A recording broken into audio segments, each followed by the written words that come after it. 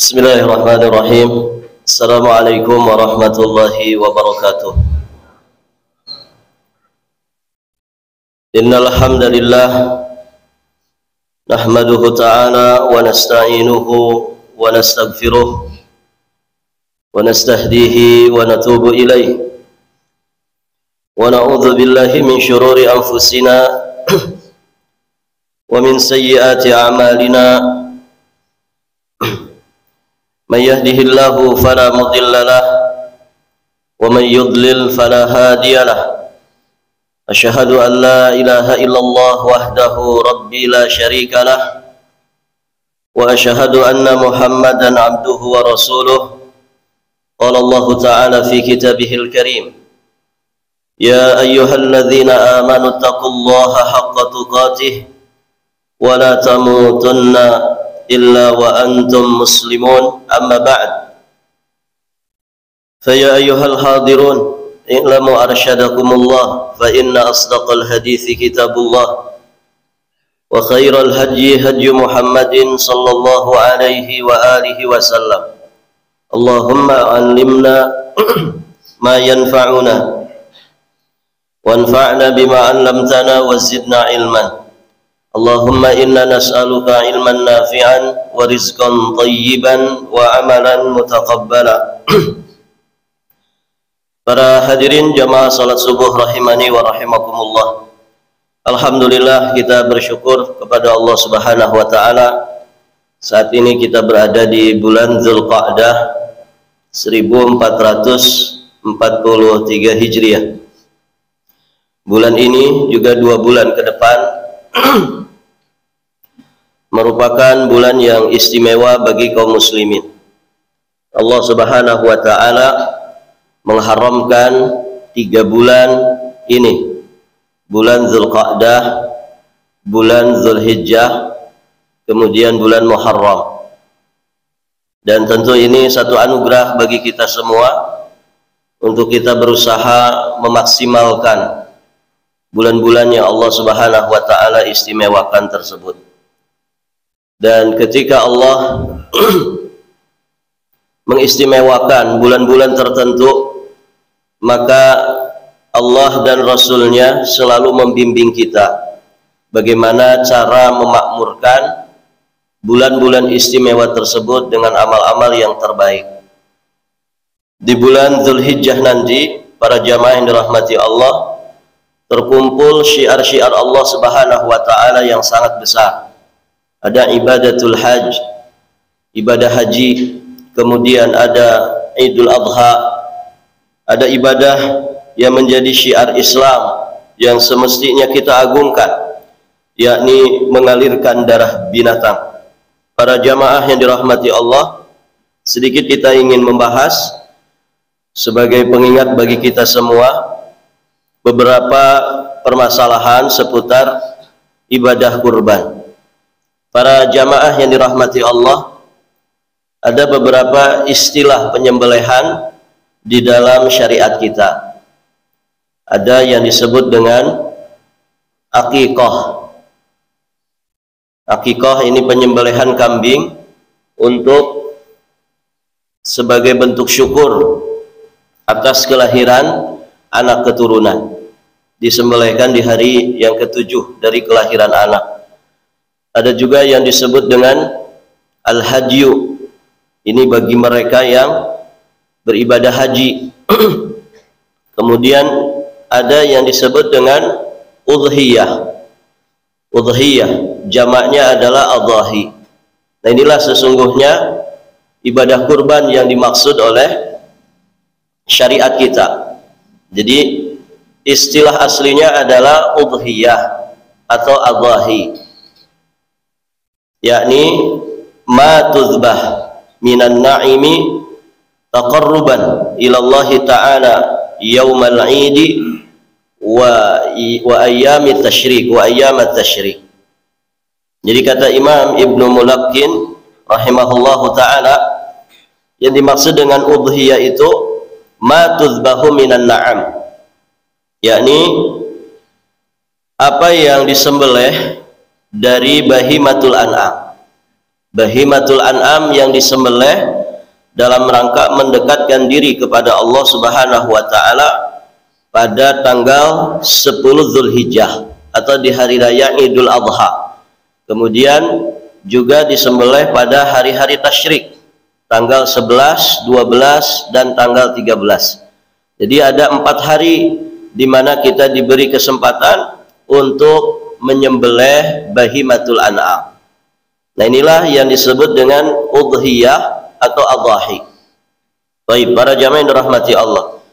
Dan para ulama menjelaskan yang dimaksud dengan bahimatul an'am itu adalah 3 jenis binatang.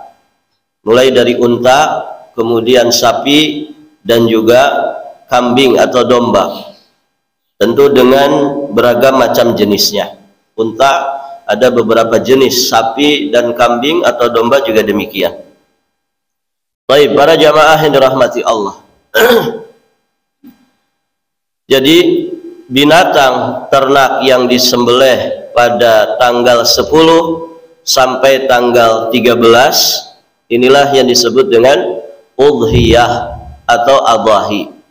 Namun istilah yang populer di kita sudah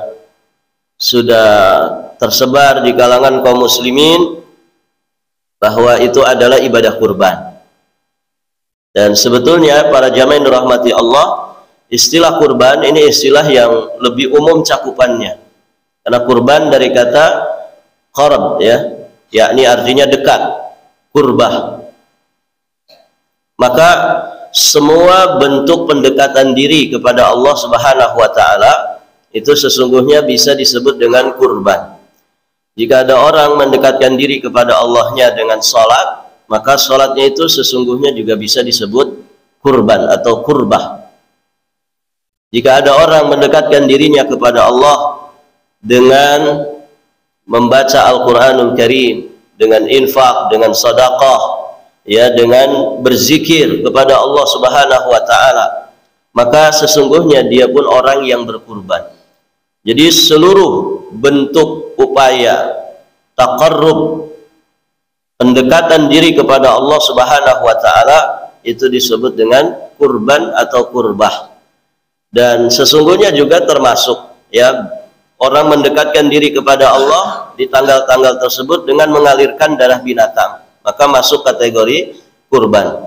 Jadi istilah yang paling mengena, istilah yang paling tepat, istilah yang paling khusus adalah adhahi, ya, udhiyah atau adhahi. Baik, para jamaah yang dirahmati Allah, makanya hari raya penyembelihan binatang-binatang tadi disebut Idul Adha. Idul Adha. Baik. Ada juga istilah yang disebut dengan nahar. Ya, nahar itu istilah penyembelihan untuk unta. Jadi unta itu penyembelihannya disebut dengan nahar. Kalau binatang-binatang yang lain disebut dengan zabah. Makanya di surat Al-Kautsar Allah Subhanahu wa taala berfirman, "Inna a'tayna kal kautsar fasholli li rabbika wanhar inna syani'aka huwal abtar." Kata Allah Subhanahu wa taala, "Inna a'tainaka," sesungguhnya kami telah memberikan kepadamu, menganugerahkan kepadamu Al-Kautsar. Al-Kautsar ini banyak sekali tafsirannya. Ya, ada yang menyatakan Al-Kautsar itu adalah kebaikan yang sangat banyak, kasratul khair. Sebagian mengatakan Kautsar itu adalah telaga Kautsar yang ada di surga Allah Subhanahu wa taala. Kemudian Allah Subhanahu wa taala memerintahkan kepada Nabi pertama kali untuk mensyukuri anugerah tersebut. Maka kata Allah, "Fasholli," salatlah untuk Rabbmu, "wanhar," dan berkurbanlah. Nahar, kurban di sini disebut dengan istilah nahar. Karena para jamaah yang dirahmati Allah, tentu kurban yang terbaik adalah kurban dengan unta. Ya, satu orang ya menyembelih satu ekor unta. Nah, penyembelihan unta ini disebut dengan nahar. Dan Idul Adha nama lainnya juga adalah Idul Nahar. Idul Nahar, yakni hari raya penyembelihan unta. Taib. Para jamaah yang dirahmati Allah, nah itu beberapa istilah berkaitan dengan penyembelihan di dalam syariat Islam. Jadi ada al-hadyu, ada akikah, ada nahar, ada zabah, ada udhiyah atau adhahi, ya boleh juga disebut dengan kurban. Dan yang paling familiar di kita para jamaah yang dirahmati Allah adalah kurban. Thayyib. Ada beberapa hal yang ingin kita sampaikan di sini. Tentu poin-poin tentang permasalahan kurban sangat banyak sekali dan sangat panjang sekali. Kita sedikit saja ingin mengingatkan beberapa poin terkait dengan masalah ini. Yang pertama tentang patungan, iuran atau berserikat ya di dalam penyembelihan atau di dalam membeli hewan kurban. Taib, para jamaah dirahmati Allah. Di dalam riwayat Imam Muslim dari sahabat yang mulia Jabir bin Abdullah radhiyallahu taala anhuma, beliau berkata, naharna ma'an nabiyyi sallallahu alaihi wasallam amal Hudaybiyah. Kami pernah menyembelih bersama Rasulullah sallallahu alaihi wasallam pada tahun Hudaybiyah. Al-badanata an sab'atin. Yang disembelih adalah seekor unta untuk 7 orang. Wal baqarata an sab'atin. Kemudian sapi untuk 7 orang. Rawahu Muslim. Hadis ini sahih diriwayatkan oleh Imam Muslim. Para jamaah yang dirahmati Allah, riwayat dari Jabir bin Abdullah ini menunjukkan kepada kita bahwa diperbolehkan untuk berserikat, diperbolehkan untuk patungan dalam kurban seekor sapi atau seekor unta. Jadi untuk sapi, untuk unta boleh patungan. Sebagian ulama menjelaskan untuk unta boleh sampai 10 orang, tapi untuk sapi maksimalnya 7 orang. Namun yang ma'ruf, unta juga sama dengan sapi, ya. Bisa urunan, bisa patungan sampai 7 orang. Sedangkan kambing para jamaah yang dirahmati Allah, kambing itu ya tidak boleh urunan. Kambing hanya untuk satu orang. Imam An-Nawawi rahimahullahu ta'ala, beliau menjelaskan di dalam syarah Sahih Muslim. Beliau berkata, wa ajma'u ala anna syata la yajuzul ishtiraku fiha. Para ulama telah ijma', para ulama telah sepakat bahwa tidak boleh berserikat dalam berkurban seekor kambing. Jadi kambing itu khusus untuk 1 orang saja, ya, tidak bisa 1 RT urunan 10.000 kemudian beli seekor kambing, ya, tidak bisa urunan seperti itu. 1 sekolahan urunan begitu, ya, 2.000 dikumpulkan jadi 1 ekor kambing. Nah, ini tidak disebut sebagai sembelihan kurban, ya, tidak disebut udhiyah. Baik, para jamaah yang dirahmati Allah, itu ya tentang patungan atau tentang berserikat di dalam membeli hewan kurban. Baik, bagaimana kalau patungan sapi kurang dari 7 orang? Boleh tidak, Pak? Sapinya patungan tapi kurang dari 7 orang.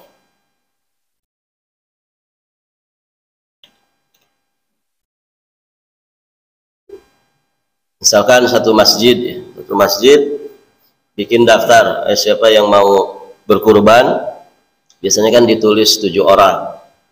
Nah, menjelang hari H itu ternyata kelompok sekian cuman 3 orang. Boleh tidak? Boleh tidak? Boleh asal duitnya cukup. Beli separuh sapi gitu. Baik, para jamaah yang dirahmati Allah. Jawabannya boleh. Jadi maksimalnya 7. Kalau 7 boleh, berarti 3, 4 orang juga boleh. 2 orang saja boleh. Begitu ya. Jadi boleh. Jika 7 orang boleh, maka yang lebih sedikit tentunya juga boleh. Al-Imam Asy-Syafi'i rahimahullahu ta'ala di dalam kitabnya beliau menjelaskan, wa idza kanu aqalla min sab'atin adza'at anhum wa hum mutawwi'una bil fadl. Jika yang berserikat itu aqal min sab'ah, kurang dari 7 orang, maka sah kurbannya. Dan dengan itu mereka teranggap melakukan amalan sunnah atas kelebihan harta yang mereka keluarkan. Jadi kata Imam Asy-Syafi'i, boleh berserikat kurang dari 7 orang. Baik, para jamaah yang dirahmati Allah. Di sana juga ada penjelasan Al-Imam Al-Faqih Abu Bakar Al-Kasani Al-Hanafi rahimahullahu ta'ala. Nah, beliau lebih rinci lagi menjelaskan. Beliau katakan, wala syakka fi jawazi badana au baqaratin an aqal min sab'ah.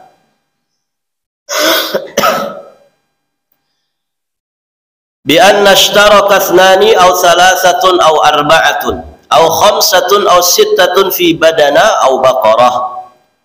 Li'annahu lamma jaza sab'u faziyadatu awla wa sawa'un ittafaqat al-ansiba fil qadr aw ikhtalafat ba'da alla yanqusa anis sab'i. Ini penjelasan yang Masya Allah para jamaah. Beliau katakan di sini, tidak diragukan lagi bahwasannya berkurban dengan unta atau sapi itu sah secara syariat meskipun dilakukan kurang dari 7 orang. Ya, bisa 2 orang, bisa 3 orang, bisa 4, bisa 5, bisa 6 orang. Ya, untuk berkurban unta atau berkurban sapi. Sebab para jamaah, jika boleh 1/7 bagian, tentu lebih dari itu juga boleh. Kalau 1/7 boleh, berarti kalau misalkan dibagi 3, 1/3 jelas lebih boleh lagi. Begitu para jamaah. Tidak ada masalah apabila pembelian itu dibagi rata atau juga berbeda. Misalkan kurang dari 7, mau dibagi rata atau berbeda, tidak ada masalah selama tidak kurang dari 1/7. Paham maksudnya Pak? Misalkan nih, 1 ekor sapi cuma 3 orang. Cuma 3 orang. Harga sapi misalkan 21 juta. 21 juta. Nah, yang 3 orang ini apakah mau sama nilainya? Berarti 21 juta dibagi 3 sama dengan 7. Berarti yang 3 orang ini 7 juta, 7 juta, 7 juta. Ya, antum 7 juta, anak 7 juta. Nanti si fulan juga 7 juta ya, biar genap 21. Nah, boleh rata seperti itu ya, dana yang dikeluarkan. Boleh juga berbeda. Boleh juga berbeda. Selama tidak kurang dari 1/7, karena maksimal kan 1/7. Paham maksudnya Pak? Berarti 21 juta dibagi 7 sama dengan berapa? 3 juta kan? Nah, selama tidak kurang dari 3 juta. Walaupun berbeda misalkan, sudah enggak apa-apa. Ana 10 juta. Misalkan nih yang 3 orang ini mereka berunding, kemudian disepakati, enggak apa-apa ana 10 juta. Begitu ya. Kemudian si B, aduh ana cuma punya 3 juta, enggak apa-apa, 3 juta saja. Berarti si C berapa? Sisanya 8 juta. Ya. Si C 8 juta. Akhirnya jadi genap 21. Bisa dipahami ini? Begitu. Jadi patungannya tetap tidak boleh kurang dari sepertujuhnya, ya, tidak boleh kurang dari sepertujuhnya. Jadi minimal patungannya tetap tetap sepertujuh, ya, batasan minimalnya. Nanti yang lain lebih tidak ada masalah. Nah, itu para jamaah yang dirahmati Allah. Jadi kalau harga sapi 21 juta, ya, misalkan cuman 3 orang tadi, ya sudah, si A enggak apa-apa, anak 10 juta. Nanti si B, anak cuman punya 3 juta, ya sudah 3 juta. Nanti si C 8 juta sisanya. Atau mau dibagi rata, berarti 7 juta, masing-masing 7 juta. Nah, itu diperbolehkan. Demikian para jamaah yang dirahmati Allah. Tapi di kita jarang yang seperti itu, Pak, ya. Ada enggak? Alhamdulillah rata-rata lengkap 7 orang, begitu kan? Nah, itu para jamaah yang dirahmati Allah. Baik. Jadi kalau ada yang patungannya kurang dari sepertujuh, ya tidak bisa. Karena maksimalnya kan 7 orang. 7 orang berarti sapi itu harus dibagi 7 untuk mendapatkan nilai minimal yang kita iurankan. Baik, para jamaah yang dirahmati Allah. Berikutnya tentang masalah berserikat di dalam pahala. Berserikat di dalam pahala kurban. Baik, para jamaah yang dirahmati Allah, berserikat di dalam membeli hewan kurban itu berbeda dengan berserikat dalam masalah pahala. Ini dua hal yang berbeda. Kalau berserikat di dalam pembelian hewan kurban, ini sudah dijelaskan batasannya. Untuk sapi tidak boleh lebih dari 7 orang. Unta juga demikian. Walaupun sebagian mengatakan unta boleh 10 orang. Tapi kalau berserikat di dalam pahala, ini masing-masing dari 7 orang ini, dia bisa menserikatkan pahalanya untuk keluarganya, untuk seluruh keluarganya. Nah, itu para jamaah yang dirahmati Allah. Bahkan ketika 1 ekor kambing, ya, 1 ekor kambing, para jamaah yang dirahmati Allah, yang dikurbankan, itu pahalanya bisa sampai pada orang-orang yang dia niatkan.